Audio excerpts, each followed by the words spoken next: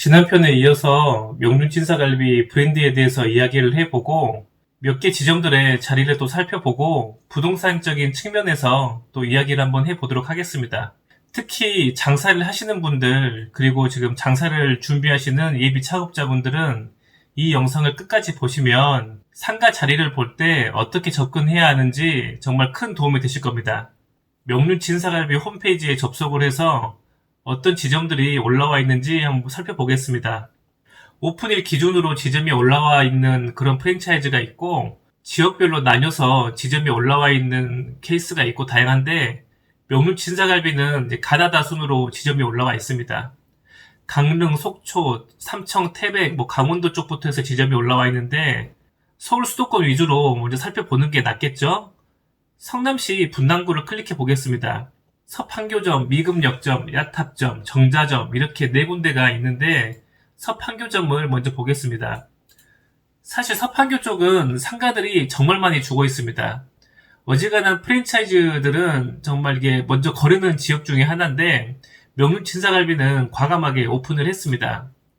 서판교 상가가 썩 좋지 못한 이유는 주변에 이렇게 배우 세대가 많은데 그 배우 세대에 대비해서 상가들이 너무나 많습니다.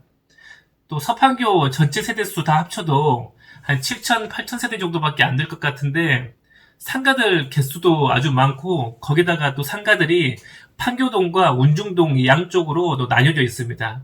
그렇기 때문에 상권 형성이 잘 될 수가 없겠죠. 그래서 서판교 잘못 들어와서 장사 안 돼서 이렇게 나가시는 분들도 굉장히 많습니다. 서판교에는 판교동과 웅중동이 붙어 있으면서도 상권이 또 분리돼서 형성이 되어 있는데 이 명륜진사갈비가 오픈한 곳은 운중동의 11자 상가입니다. 참고로 11자 상가는 신도시 상가에서 이렇게 많이 쓰는 용어로 대로변을 끼고 양쪽 옆에 일자로 쭉 늘어선 근생 상가들이 이렇게 있는 상가를 그런 상권을 보고 11자 상가, 11자 상권이라고 이야기를 합니다. 상가들이 한쪽에 11개씩 양쪽에 22개의 상가들이 나란히 있으니까 총 22개의 상가 건물이 있는 건데 이 상가들 바로 뒤편에는 상가주택들이 있습니다. 여기 상가주택들은 1층은 상가, 2층과 3층은 주거용으로 쓰고 있습니다. 네이버 로드뷰 2019년 6월 기준인데 명륜진사갈비가 안 보입니다.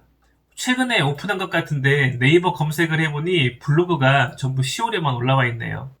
최근에 오픈한 게 맞습니다. 그런데 1층이 아니고 2층에 오픈을 했습니다. 근생상가 1층 임대료가 만만치 않다 보니까 1층에 오픈을 하기에는 좀 무리가 됐던 것 같은데 예전에 서판교 근생상가들 1층 상가가 10평 기준으로 월세가 300만원 정도 했었는데 지금은 좀 월세가 더 빠졌다고 해도 그래도 건물주들이 10평 기준으로 250만원 이상을 받으려고 할 겁니다. 명륜진사갈비 오픈하려면 최소 40평은 정도 나와야 되는데 250만원씩 해서 4칸이면 월세만 1000만원 이상 나가게 되는 거죠. 타산이 안 맞다고 생각을 해서 아마 2층으로 올라갔을 겁니다.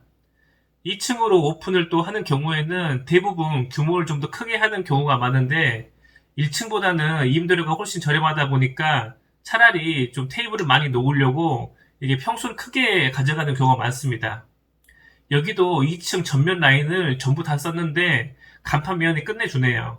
로드뷰 예전 지도를 보니 2014년부터 2018년까지는 KDB 산업은행이 2층을 쓰고 있다가 최근 2019년도 로드뷰의 공실인 걸 보니 아마 5년 계약을 만료하고 이렇게 나간 것 같습니다. 공실로 두고 있다가 명륜진사갈비로 임대가 잘 맞춰줬네요. 그래도 상가 주인들은 좀 한시름 났을 것 같습니다. 서판교 상권이 사실 또 이게 그렇게 좋은 상권이 아니다 보니까 임대료를 그렇게 많이 받을 수 있는 상가는 아니고 전용평당 아마 8만원에서 10만원 정도 책정이 되지 않을까 싶은데 제가 여기 직접 가보질 않아서 면적이 얼마 정도 되는지 정확히 알 수가 없어요. 70평 정도라고 가정을 하면 월세가 한 600만원에서 700만원 정도 이렇게 되지 않을까 예상을 해봅니다. 사실 임대료를 좀 그 이상 책정을 해서 들어갔을 것 같은데 이제 제가 예상한 금액을 이야기하는 것이니까 혹시 서판교 최근 임대 시세를 아시는 분들은 댓글로 남겨주시면 좋을 것 같습니다. 명륜진사갈비가 여기에 이렇게 브랜드를 내주는 것은 좋게 보면 그만큼 자기 브랜드에 대해서 자신이 있다는 거고 좀 부정적으로 보자면 이미 450개의 지점이 지금 나간 지금에는 이미 어지간한 상권에는 좀 나갈 만큼 다 나갔다. 또 이렇게 생각을 해볼 수도 있을 것 같습니다.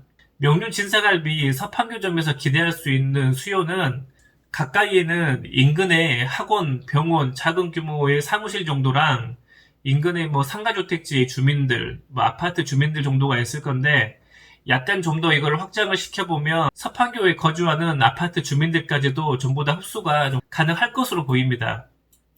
보통의 브랜드 같으면 이게 수요를 운중동 정도로만 한정 지어야 될 것 같은데 이게 명륜 진사갈비는 또 브랜드 파워가 원체 강한 편이다 보니까 판교동까지 합쳐서 서판교 전체로 또 잡아도 크게 무리는 없을 것 같습니다. 그렇다고 하더라도 또 이게 멀리서 땡겨오는 그런 수요는 또 분명히 한계가 있으니까 그 부분은 좀 분리해서 생각을 할 필요가 있을 것 같습니다. 어쨌든 이 브랜드 인지도가 높고 이 간판이 또 눈에 확 띄어서 초기에 3개월에서 6개월 정도는 상당히 잘 될 것으로 보이는데 이 오픈빨이 좀 지나고 나서가 중요하겠죠. 걱정이 좀 되는 부분은 2층에 오픈을 했다는 그런 부분인데 명륜 진사갈비는 기본 인테리어 등 비용이 평당 400만 원 정도 들어갑니다.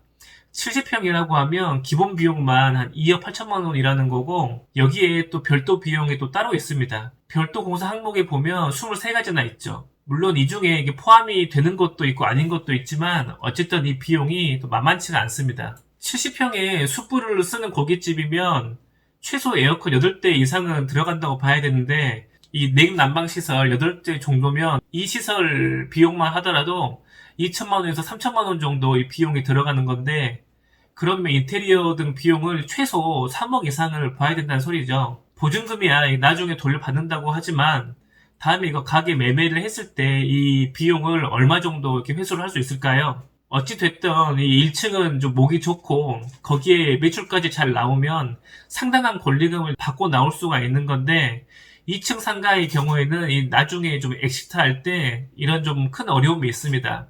결론적으로 이게 벌 때는 정말 바짝 벌어야 된다는 이야기죠. 분당구 미금역점을 볼까요? 여기도 오픈한 지 얼마 되지 않았습니다. 네이버 검색을 해보니까 2019년 8월중에 오픈을 한 것으로 보이는데 여기도 서판교점과 마찬가지로 2층에 오픈을 했습니다. 대로변 전면이 아니고 후면부에 들어왔네요. 여기는 후면부라고 해서 전면부보다 자리가 또 많이 떨어지거나 그렇진 않습니다.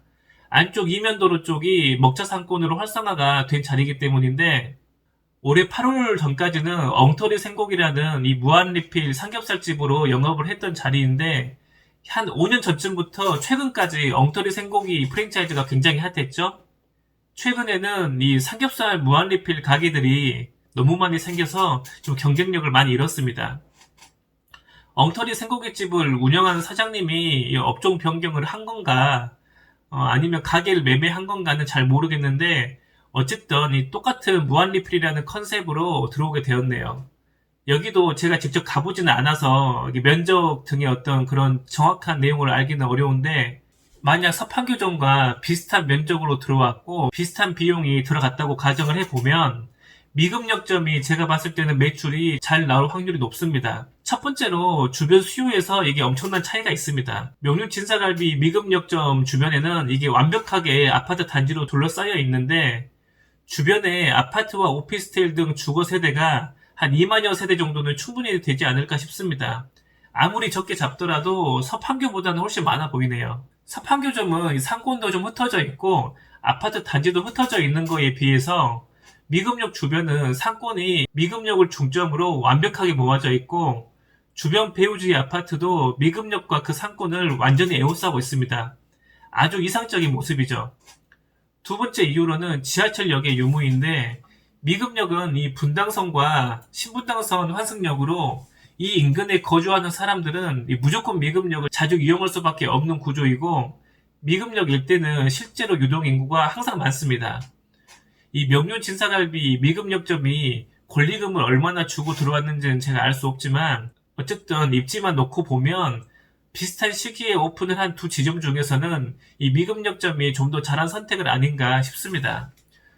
물론 또 장사라는 게 입지만 가지고 결정이 나는 건 아닌데 점주의 운영에 따라서 이게 입지가 아무리 좋아도 장사가 안 되는 지점이 있고, 입지가 좀 빠지더라도 운영하는 사람이 또 운영을 잘 하면 또 가게가 확 살아나는 경우도 있습니다. 아무쪼록 이제 큰 돈 들여서 시작한 장사이니만큼 두 지점 모두 잘 되셨으면 좋겠습니다.